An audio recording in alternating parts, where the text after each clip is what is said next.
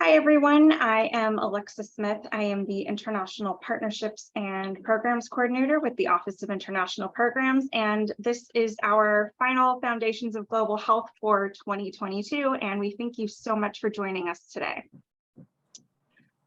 A little bit about our series. Global health is a varied and exciting field to which many healthcare providers, researchers, and faculty aspire to being professionally engaged. With our being a globally connected world and with COVID-19 uniting the world to solve an issue, global health has never been more relevant. This year-long programming is designed to feature our experts in the field of global health, KUMC's faculty, researchers, and clinicians, our international partners, and our community partners. Each presenter will share their personal journey, educational background, mentors, books and articles that gave inspiration, challenges, lessons learned, successes, epiphanies, life-changing moments, and the heartbreaks. We do have a few objectives for our series. The learner will gain foundational information on pathways into global health and will be challenged to deepen knowledge on equality and mutualism, which garners true collaboration and global health exchange for everyone's equal benefit. The learner will examine existing attitudes around global health so that we at the University of Kansas Medical Center are trendsetters who move beyond the us versus them, haves versus have not mentality. The learner will be able to appraise global health, including global health research, philosophy, approaches, attitudes, and the varied efforts in the areas of health disparities, health inequities, and community health. Our next presentation will be in 2023, so look for an email update from me. All right, and I will turn the microphone over for Dr. Mendez's introduction. Okay, wonderful, thank you. So I wanted to take a moment to introduce Dr. Méndez. So Dr. Francisco Méndez is a rural Mayan doctor working in the highlands of Guatemala, providing primary health care, health education, and hospital services. He holds a master's in public health from Universidad Rafael Landívar, Guatemala, Guatemala City, and a doctorate in medicine from Universidad San Carlos, Guatemala, Guatemala City. Dr. Méndez is the medical director at Hospital San Pedro in Guatemala and is responsible for the management and administration of the 10-bed hospital. He trains local and international students and volunteers in healthcare education and intercultural activities. Since 2018, Dr. Méndez Clinic at the Hospital San Pedro has been the clinical site for University of Kansas Medical Center International Outreach, first and second year medical students. We are very happy to have you here today, Dr. Méndez.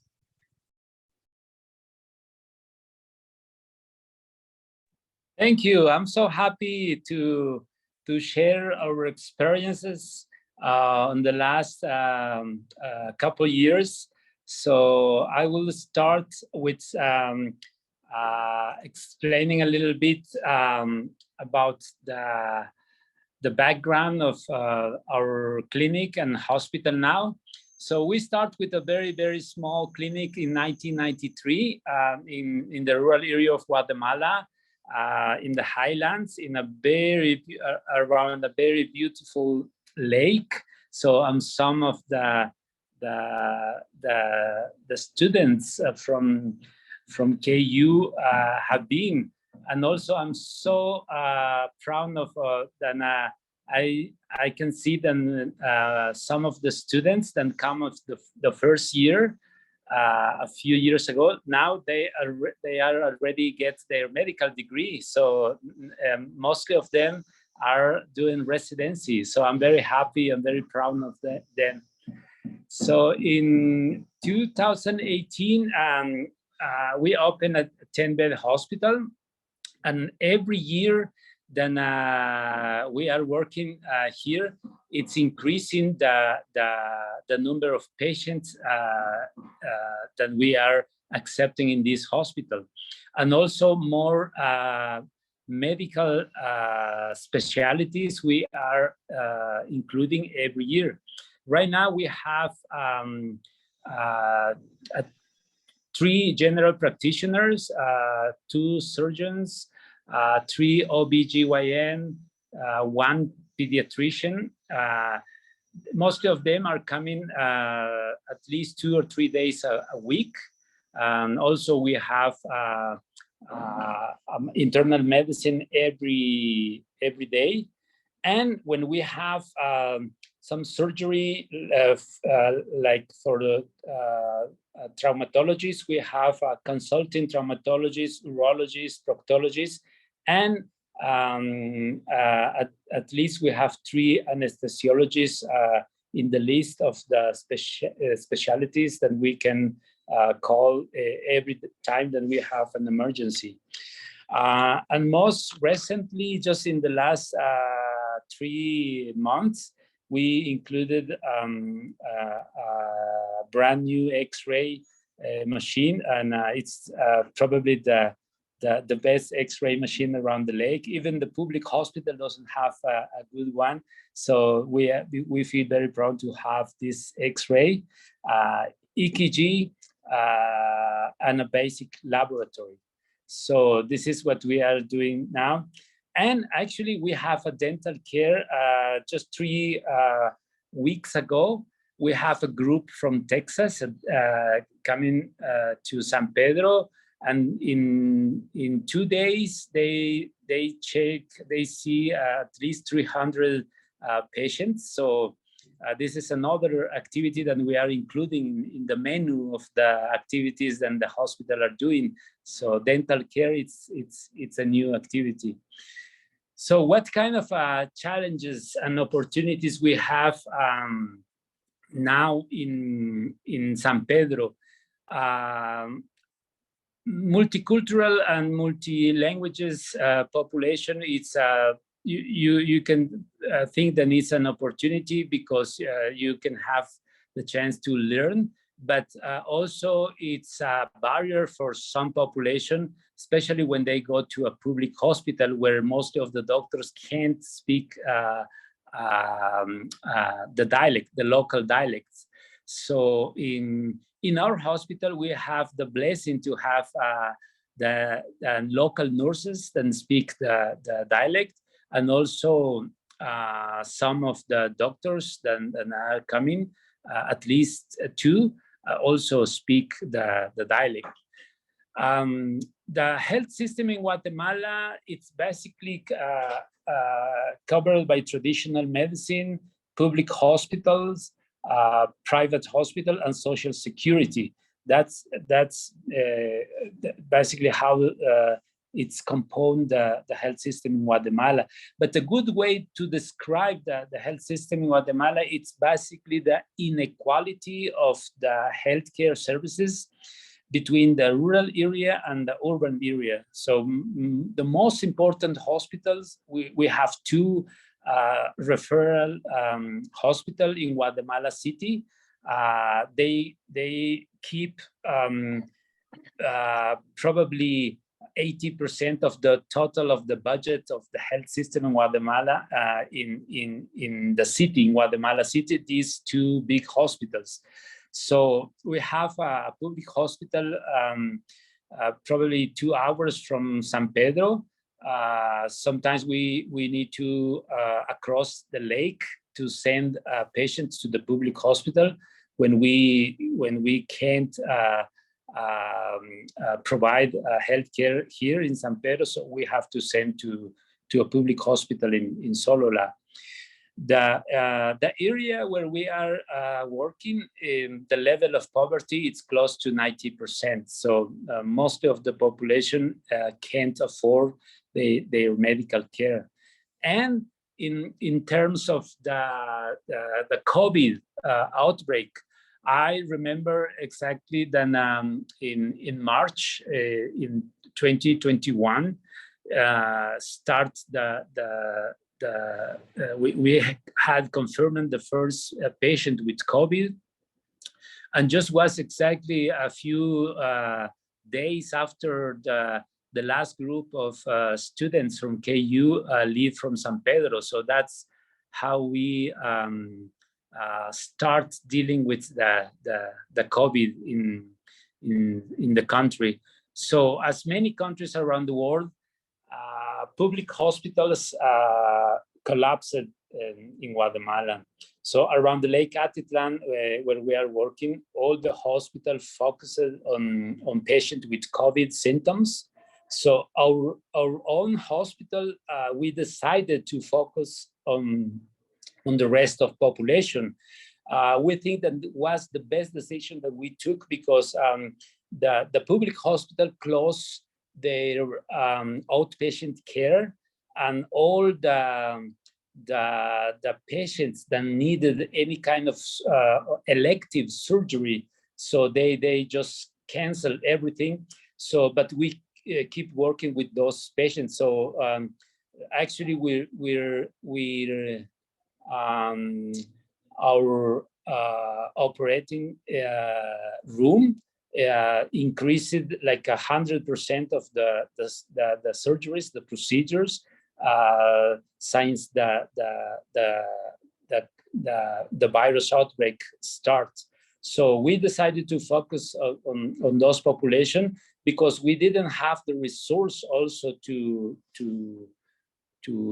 deal with the patient with severe symptoms. So as you see in this picture, this was very common in all Latin America. So people had to find like just a place in the room in the floor, just to be connected to some oxygen.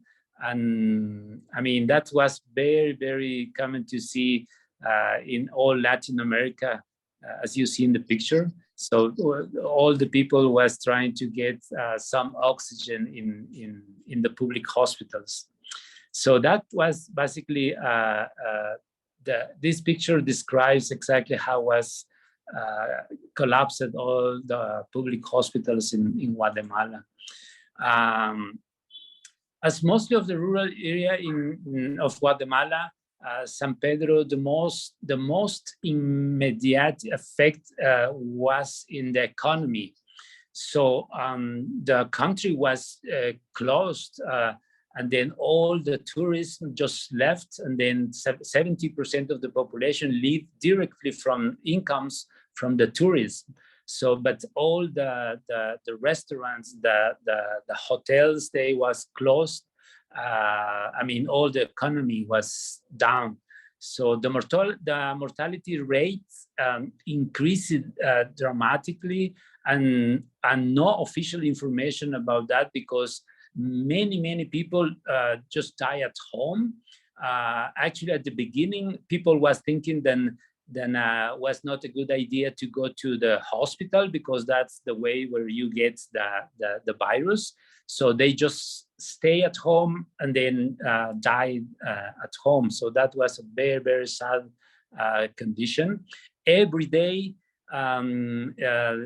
we can see in that time, then every day there's a lot of people going to the cemetery, like one or two persons every day to the cemetery. So and given to the limited resource in our hospital, only we admitted for medical care those patients with minor or moderate symptoms. So how was the COVID response in general in the country? A national and at the national community level was lockdown, curfew, the use of face mask and social distancing. That was the most immediate response. Traditional medicine was very important resource for the population because no more medicine in local pharmacies, no medicine in the hospital. So people have to survive with some herbs or any kind of traditional medicine. So that was the most common resource at the community level when all the virus outbreak starts. So the challenges during the COVID that we had for many years in the past, we had a civil internal war. So this civil war officially ended in the 90s, and the rural population don't feel confident of any services provided by the government. So in that case, one of the worst part of this experience is that when the vaccine start to be available in the public hospital, people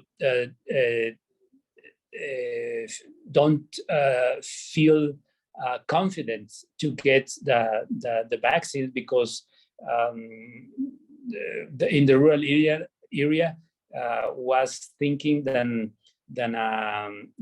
it's not safe to get the vaccine. So all the information, medical supplies, and vaccines promoted by the government, it's not well accepted. It's basically a normal condition for, I mean, not just for COVID, but for everything. Then every strategy, like a health activity that promotes the government, is not well accepted in the rural area. At this point, only 25% of the population have the second dose of COVID vaccine.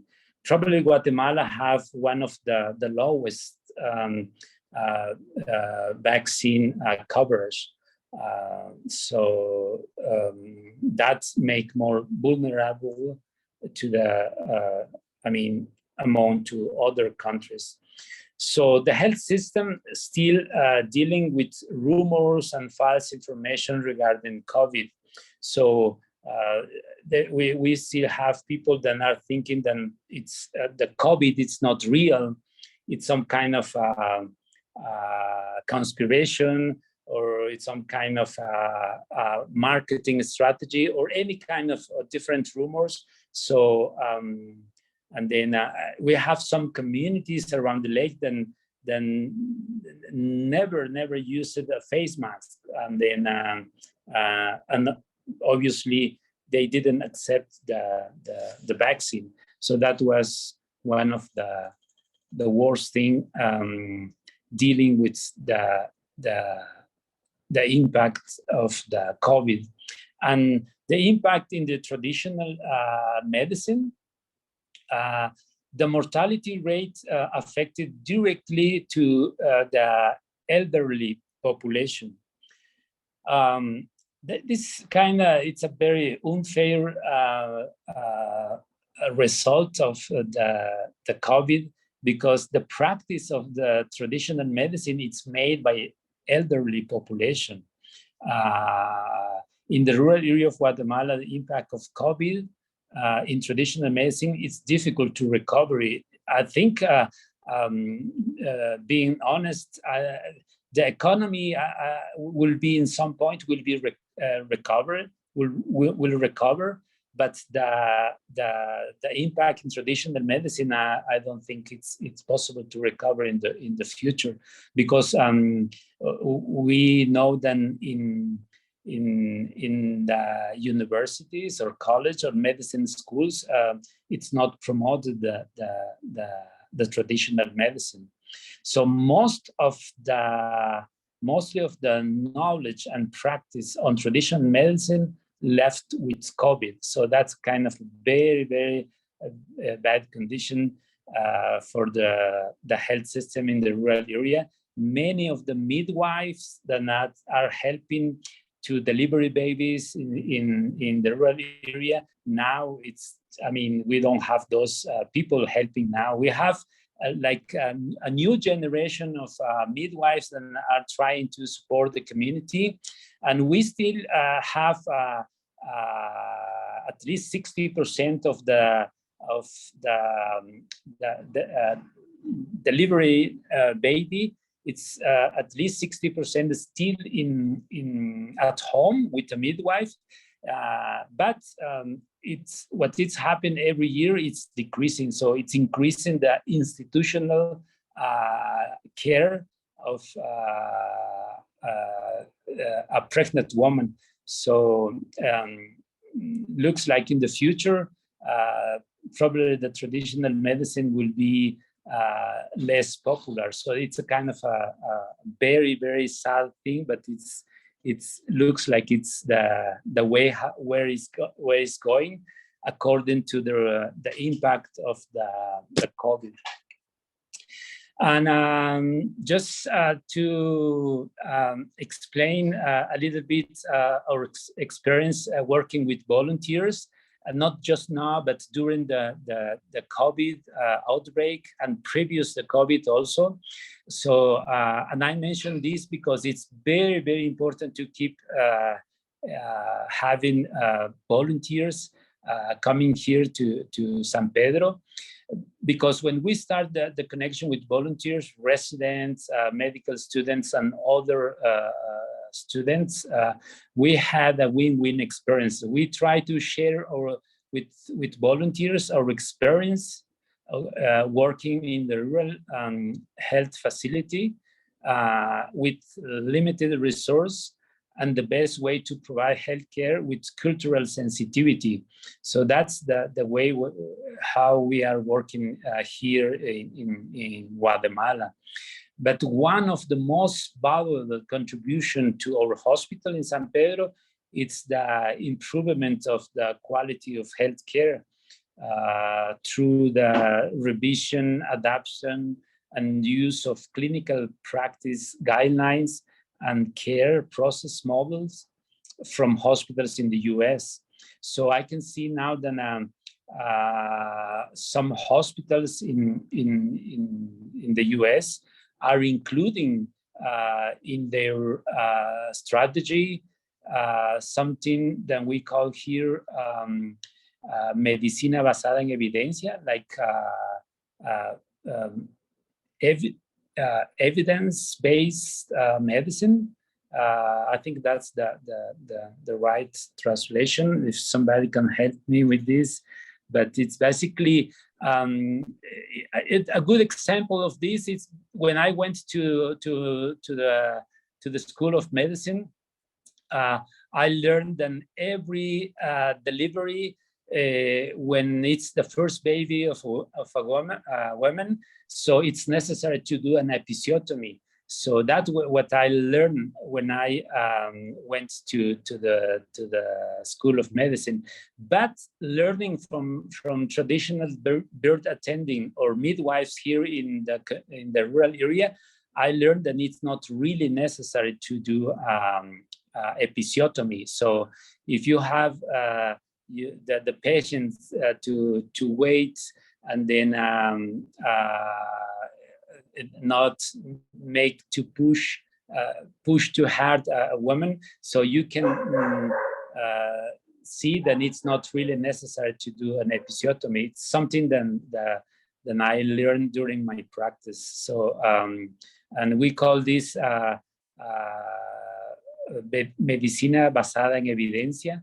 And I know that many hospitals in the US now are trying to learn about the evidence of all the doctors and nurses are trying to explore during their normal practice every day. So I'm just trying to finish with the last two pictures, and then what we are, it's new for us now here in San Pedro, we are doing at least 2 or 3 procedures by laparoscopy. So we have a group of doctors coming and teaching to some students here to do surgery by laparoscopy. It's something very, very new here in our community. We still keep doing like the traditional way to remove gallbladder stone, but when we have the resource, we can do laparoscopy surgery. So, and not just for gallbladder stones, but for other procedures also. And the last picture is just to say thanks for the opportunity to let me share with all of you my experience, and hopefully I'm going to see again the students from KU next year, the students and professors. And I'm so happy. Thank you for the opportunity.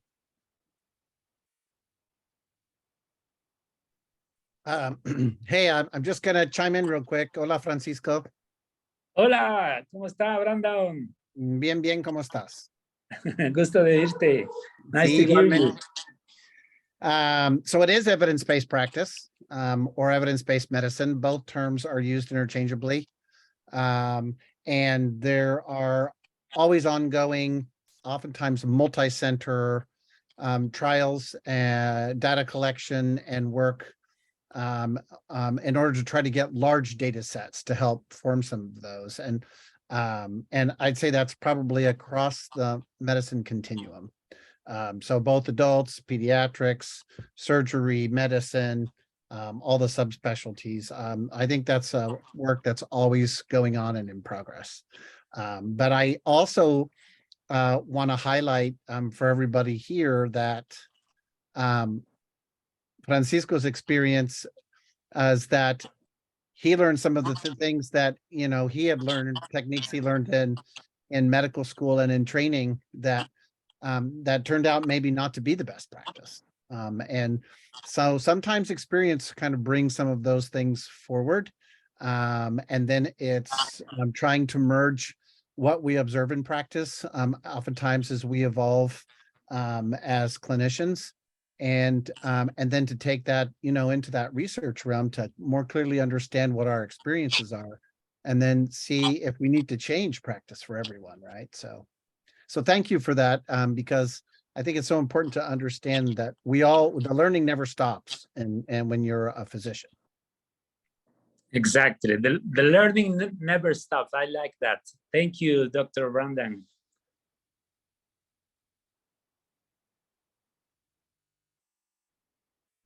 I do have a question. If no one's going to chime in, I have a question.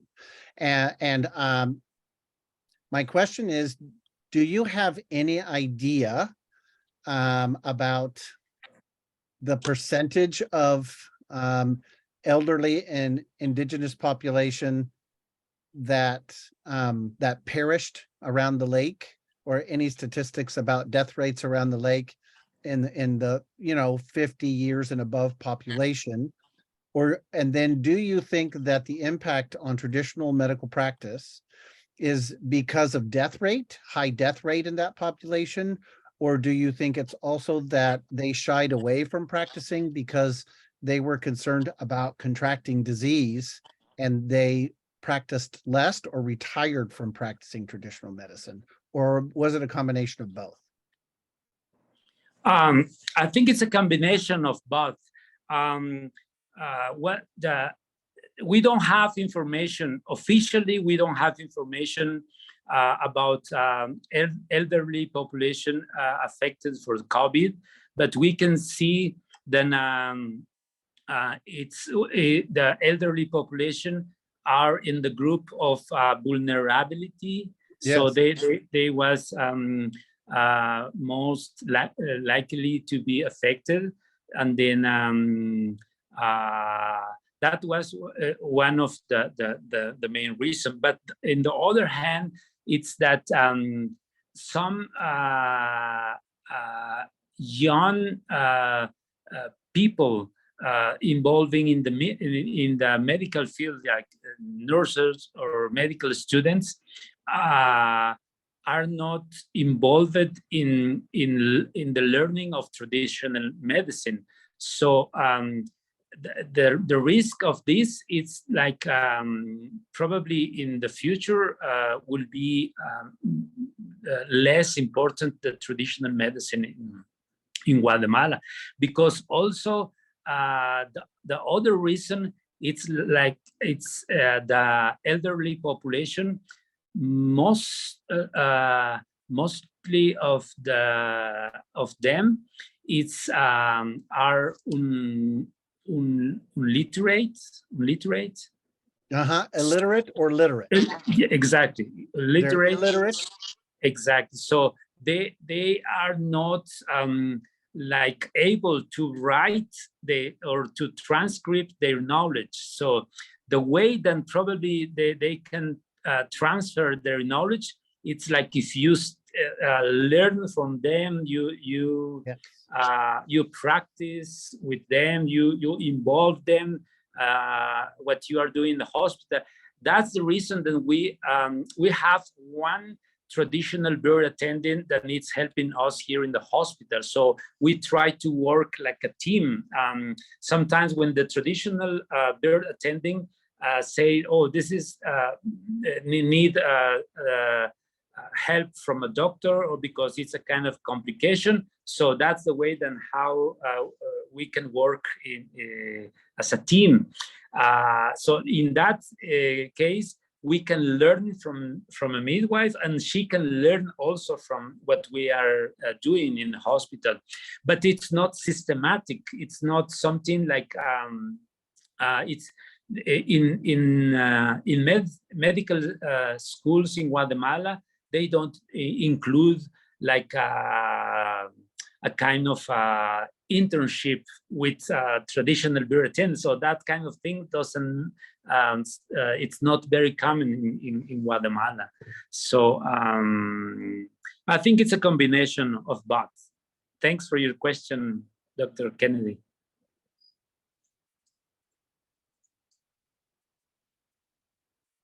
Any more questions? I'm kind of surprised everybody's so quiet. Well, we'll help out then, Brandon, the old guys. Yep. Dr. Méndez, how are you, sir? I'm doing well, Dr. Dennis. I'm really excited that all of you are coming in a few weeks. So Yeah, hopefully we are going to see you. As am I. It'll be good to see you all again. Question, you were talking about how you've increased your resources, and if I heard you right, you have an X-ray machine in the hospital now? Yes, we just get a new one. Just 3 months ago, we get a new one. How do you, within, are you able to get any kind of public resources or grants to help pay for that? Or is this private funding that you're able to raise? Okay, we basically survive with our own resource from what we get from patients here who can afford the medical care. And basically our best patients here are tourists that are traveling around the lake. So mostly of the tourists visiting the lake have health insurance. So that's for us, that's very, very important income. So the other way to get our incomes, it's through a bank loan. We try to keep a bank loan to support what we are doing, and we have some donations. We have some friends from the US and Canada. So actually, I enjoy sharing this story. Then our new ultrasound was donated by one of our patients from the US. So she came with a very, very bad abdominal pain. That was probably 6 months ago. And then she stayed here for 2 or 3 days in our hospital.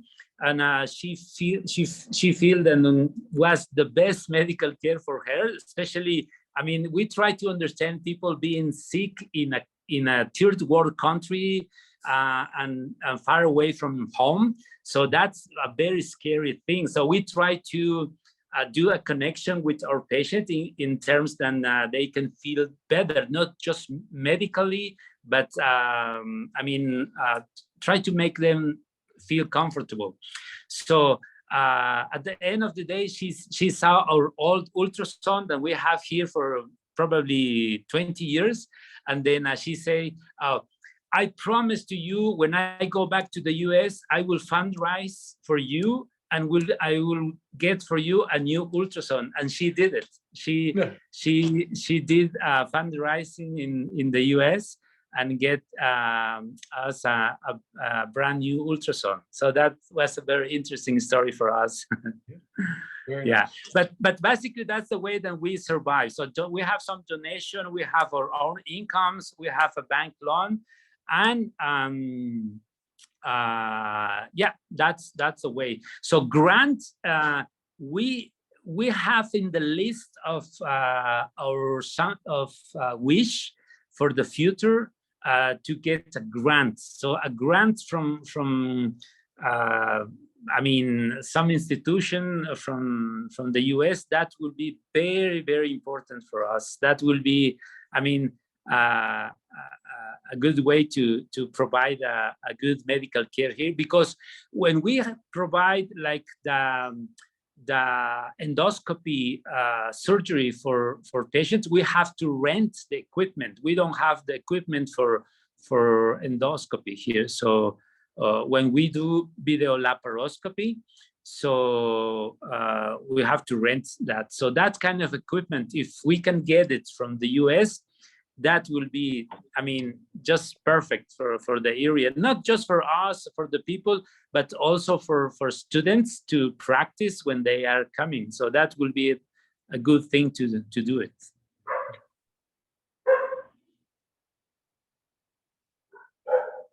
Dr. Méndez. Yes. Which dog is that barking outside your place? Do you still have your dogs? Yeah, Canela. Is that Canela barking? Yeah. Okay. You guys are all going to fall in love with the dogs, those of you who are going to know. So, Dr. Méndez, we do have a question here in the chat. Josie asks, how many students do you typically have rotate with you per year? How many? Yes, how many? How many what? How many students do you typically have rotate with you per year? Okay, per year, probably we have at least at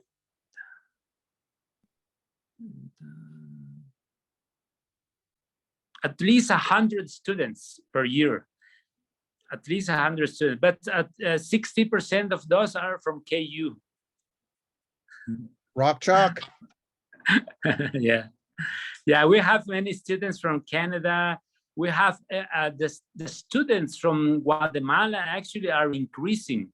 We have some students from Universidad de San Carlos and some private universities also are coming. So they think that it's I mean, the right place to practice, to learn. So there is a lot of things to do. I mean, every day it's a different day. So, and now with the new X-ray machine, so we start doing, I mean, we have people who just 2 days ago, we have a young lady, a tourist. She was doing water ski, and she broke her femur. And so we have to fix it here in the operation room. Wow. Yeah. Yeah, there is a lot of thing of trauma now that we are doing. And just three weeks ago, we have a doctor from Texas. He's a emergency room doctor. So he came and he was trying to teach our students also how to reduce fracture and manipulate fracture in the emergency room. Yeah. Wow, that's awesome. Very exciting. Yes. I just wanted to introduce myself quickly. I'm Rachel, and Camilla is the one who introduced you. We are the co-presidents of KUMCIO this year. And so, and a lot of the students on this call will be joining us on the trip to come visit you in a couple of weeks. So we're very excited for that. Okay, great. Yeah. Nice to see you, Rachel. You as well. There's another question in the chat. Yeah. So. Yeah. I can read it. Okay. How has observing the practice of traditional medicine in Guatemala shaped your own clinical practice, Dr. Mendez? Please, can you repeat again? Yes. How has observing the practice of traditional medicine in Guatemala shaped your own clinical practice? Oh, I mean, I always think that it's a kind of a complementary. So Like it makes sense. a symbiosis, maybe? Some symbiosis. It's something like it's not one thing against another thing. So it's connected, both kind of medicine, and we try to explain to our students that it's not really necessary to understand. So the most important thing is just have show some respect to traditional medicine everywhere that you go in every part of the world. If you have respect for your traditions, so that's, I think, the best way to start to understand, because there's many things that we can learn from traditional healers, from midwives. And then I think it's one of the most important thing that we are doing here in our hospital, that make a very good connection with the population. Because sometimes when we ask to the people, you need to go to the public hospital, one of the most complaints from a public hospital, it's that they don't have respect for their culture. So that's the reason that we try to keep that respect, and include, obviously, a midwife in our hospital. But I think there is we try to do some meetings, we try to do some activities with traditional healers and doctors, and try to explain and have some a conversation between both health system. And then we can see that there is more similar things than we can just take advantage and work together. So probably in the future we will try to include more than just midwife in our hospital, because some people then come here, especially tourists, are coming to San Pedro to have to deliver their babies with a midwife. But also they know that sometimes you can have some complications. 20% of a pregnancy can have any kind of complication, but they want to be attended by a midwife, but also they want to be close to a place where they can go if they have a complication. So that kind of connection that we can are trying to get with the traditional medicine. I might actually just add a couple of quick things about that in respect to just that might provide some context too. So and there are some anthropological, like medical anthropology terms around this. One of them is called medical pluralism. You guys may or may not have heard of some of these. And then the other one is kind of model sharing. And so and basically what that means is that in the approach of a patient, you might use a combination of things from the traditional medicine practice and say the biomedical practice. And because by doing that model sharing or using elements of both of those medical system models, you may increase acceptance of the patient to the medical practice that they're not accustomed to. So in this case, somebody who trusts traditional medicine and is not very trusting of Western or biomedical medicine, by incorporating those practices together, you might increase their acceptance of a Western medical or a biomedical treatment that they otherwise might not accept. And I think, do you think that kind of encompasses what you're saying, Dr. Mendez? Yeah, exactly. Yeah, I think it's basically it's the same what Dr. Kennedy it's saying, but sometimes when you think then how this experience in traditional medicine can help in your practice now or in the future. So probably it's difficult to find how you can take advantage of this learning. But as I said at the beginning, some of hospitals in the US are trying to include in their protocols. I mean, this thing then the evidence-based medicine. So I think there is a future of that, even if you don't use it, but learning or learning about this, it's very, very important. Yeah, that's the reason that we keep in our schedule every year. And actually we do as like an interview or a kind of a very, very small research with all our students.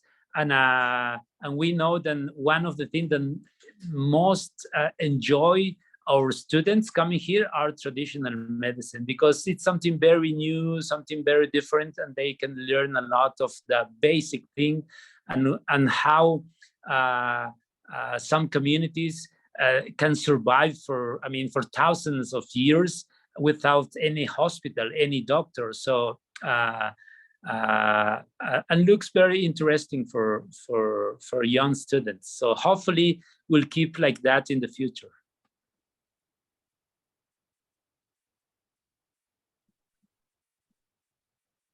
I also have a question, if that's all right.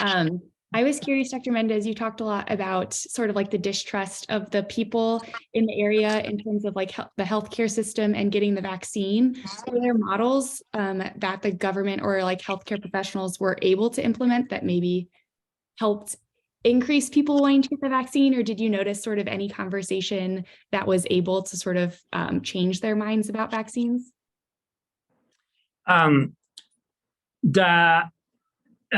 People don't feel confident about programs or any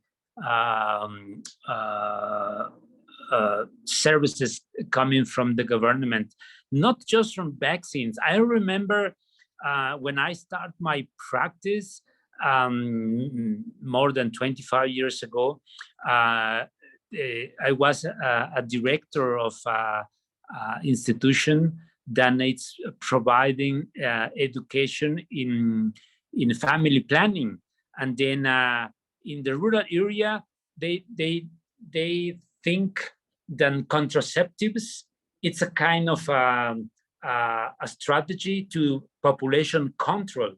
So like big nations are funding local organizations here in Guatemala to control the population of Guatemala. So because of political issues,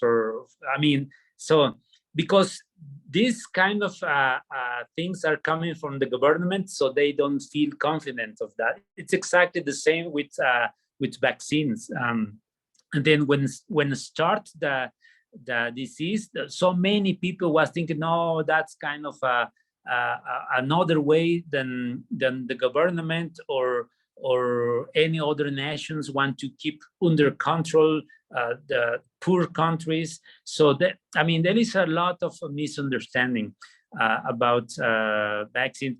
Actually, one of the KU students come here to do a research. Emma Bassett, she come and did a research for HPV human papillomavirus vaccine, and people don't want to take that vaccine, even if they know that it's good for their health. They, they are not accepting. So those kind of things like pap smear, it's not something like normal here. So you have to try to convince the population to do that. But it's not each community. It's not like in a static condition. So every year, then we can see a connection between the education of women, especially education of women. If the education of women is increasing, so the access to health services is increasing. So, and I think that's a good strategy in the future for our country. So try to educate, especially women. So young girls going to school here, the most, we did a research when I get my master's degree here in the community, and we try to find the reason of why so many teenagers get pregnant so early. So we have in this area some girls with like 10, 11 or 12 years old girls with already a baby. So, but the one of the answer is because they don't have the opportunity. I mean, in their communities, they know that they need to get like elementary school, go to high school, and that's the highest level of education, just the high school. It's not like you do at home. When you finish high school, it's, I mean, the next thing to go, it's the university. It's something like normal. But here in Guatemala, it's not like that. I mean, the high school, it's the highest level of education than a teenager in the rural area are trying to find. So I think all these misunderstanding, barriers to healthcare, to vaccines, to any other, it's basically affected by the level of education of the population. Mm-hmm.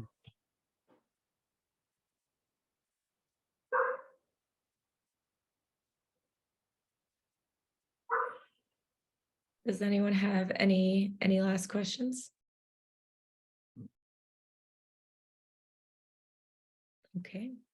If not, thank you, Dr. Méndez, so much for presenting today and answering all of our questions. We were very much looking forward to seeing you here soon. Okay, thank you. Thanks for the opportunity again. And I really enjoyed to talk with all of you. I really enjoyed to share what we are doing. I'm so excited to see the two groups next year. So we have we are expecting that we will have a lot of clinical experience, and then in the next few days I will send the schedule. So hopefully we're going to see again, and it's too early, but Merry Christmas to everybody. Igualmente, saludos y abrazos a la familia. Gracias, Dr. Kennedy. Thank you. All right. Y un abrazo a Kennedy. Thank you, Dr. Méndez. Thank you for joining. Okay, thank you. Thanks. Bye.